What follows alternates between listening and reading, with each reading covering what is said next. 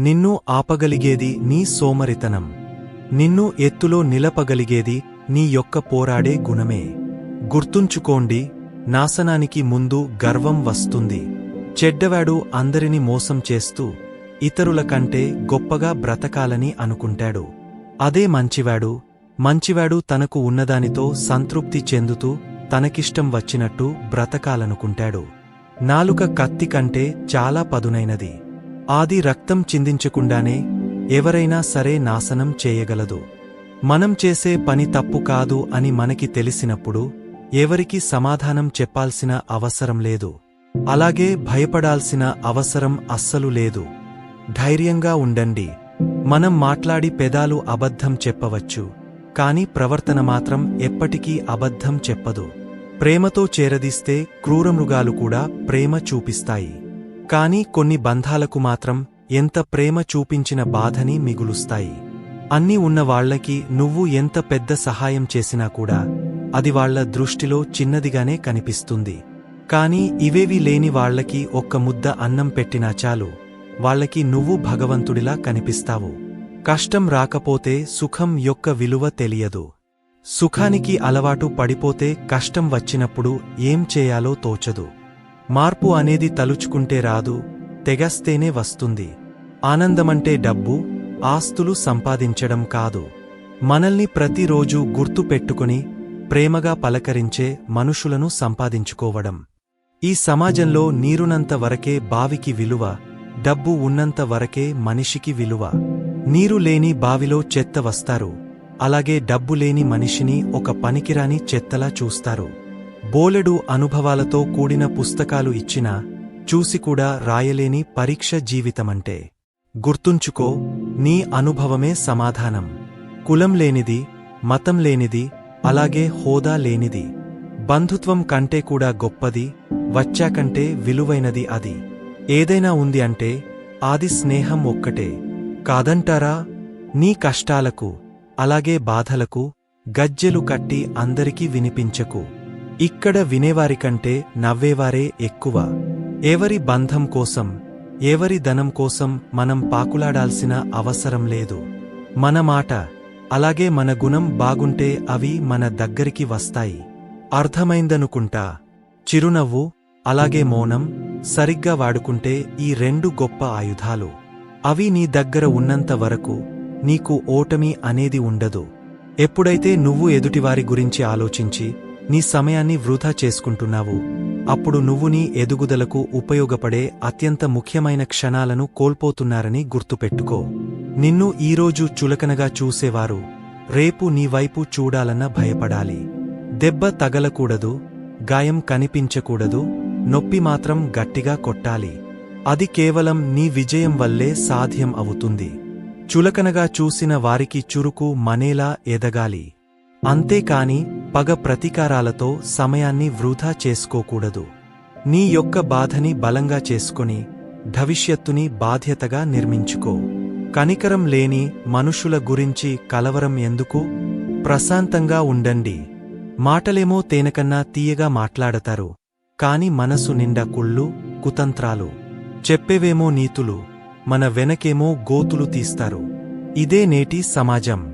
అందరిలా ఎప్పుడూ ఉండకు, అందరి మాట ఎప్పుడు వినకు, ఎప్పుడూ ఒకరికి బానిస కాకు. నీకు నచ్చింది నువ్వు చేయి, నీకు నచ్చినట్టు నువ్వు బ్రతుకు. ఒకరిని అనుసరించడం అంటే నిన్ను నువ్వు కోల్పోవడమేనని గుర్తుపెట్టుకో. మనం చేసే పనిలో నిజాయితీ, మనం మాట్లాడే మాటల్లో నిజం ఉన్నంతవరకు ఎదుటివారు ఎంత పెద్ద మనిషి అయినా భయపడాల్సిన అవసరం లేదు. ధైర్యంగా ఉండండి. నిన్నటిరోజు కష్టంగా ఉండొచ్చు, అలాగే ఈ రోజు కూడా కష్టంగానే ఉండొచ్చు. కానీ రేపటి రోజు మాత్రం ఖచ్చితంగా అందంగా ఉంటుంది. కాస్త ఓపికగా భరించిన నీ ఆత్మవిశ్వాసాన్ని ఎప్పుడూ కోల్పోవద్దు. ప్రతి మనిషికి భగవంతుడు మారడానికి ఒక అవకాశం ఇస్తాడు. మనం మారడానికి అవకాశం రావడం ముఖ్యం కాదు, దాన్ని గుర్తించడం ముఖ్యం. అప్పుడప్పుడు వ్యతిరేకంగానే మాట్లాడాలి, కొంతమంది నిజస్వరూపాలు బయటపడతాయి. మనం అన్ని విషయాల్లో అర్హతలు, అంతస్తులు చూస్తాం, కాని ఒక్క స్నేహం విషయంలో మాత్రం మనసు మాత్రమే చూస్తాం.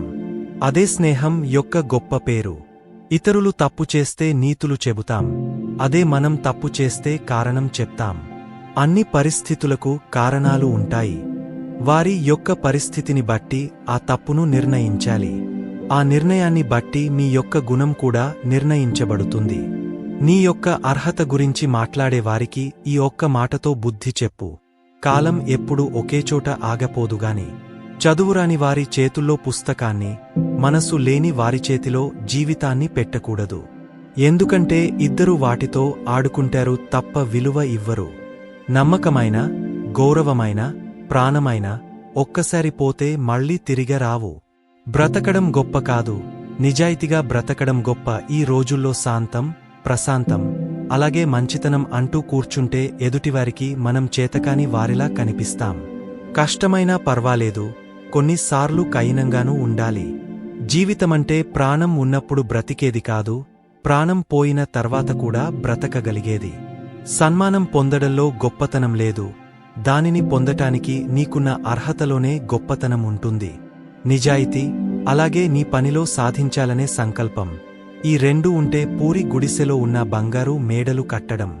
ఒక్క పురుగులా ఉన్నప్పుడు చిచి అని చిరాకు పడతారు, అదే పురుగు సీతాకోకచిలుకలా మారినప్పుడు తన అందాన్ని చూసి మురిసిపోతారు. మన జీవితాల్లో కూడా అంతే.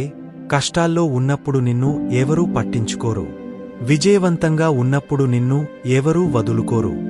వద్దని వదిలేసినవారు మళ్లీ పిలిచారని పరిగెత్తకు. ఎందుకంటే నిన్నుగా కోరుకునేవారు ఎప్పుడు నీతోనే ఉంటారు. నీ నుండి ఏదో ఆశించేవారు మాత్రమే అవసరం తీరాక ఇక అనవసరం అని వదిలేస్తారు. వదిలేసినవారు మళ్లీ పిలిచారు అంటే మళ్లీ ఏదో అవసరం ఉందని అర్థం. జాగ్రత్తగా ఉండండి. ఈ రోజుల్లో రక్త సంబంధాన్ని కూడా పలకరింపు అనేది లేదు. డబ్బుకు ఇచ్చే విలువ బంధానికి ఇవ్వలేకపోతున్నారు. కాదంటారా? ఎప్పుడు కూడా తొందరపాటుతో నిర్ణయాలు తీసుకోకు. ఎందుకంటే నువ్వు అందనంత దూరం వెళ్లిన తర్వాత మెల్లమెల్లగా ఒక్కొక్కటిగా అన్నీ అర్థం అవుతూ ఉంటాయి. అప్పుడు అర్థమైనా కూడా తిరిగరాలేని పరిస్థితి ఉంటుంది. కూర్చొని ఒక్క క్షణం ఆలోచించు, అన్ని గుర్తుకు తెచ్చుకో. నీమీద పడింది అయితే, నీకు జరిగింది అవమానమైతే, సమయం తీసుకుని అది నిజం కాదని నిరూపించు. జాగ్రత్తగా ఉండండి, అలాగే ధైర్యంగా ఉండండి. ఇన్ని మంచి సూక్తులలో మీకు ఏ సూక్తి నచ్చిందో కింద కామెంట్ చేయండి. అలాగే ఈ వీడియో మీకు నచ్చినట్లయితే వీడియోని లైక్ చేసి, ఇలాంటి మరిన్ని వీడియోస్ కోసం మన ఛానల్ను సబ్స్క్రైబ్ చేసుకోండి. ధన్యవాదాలు.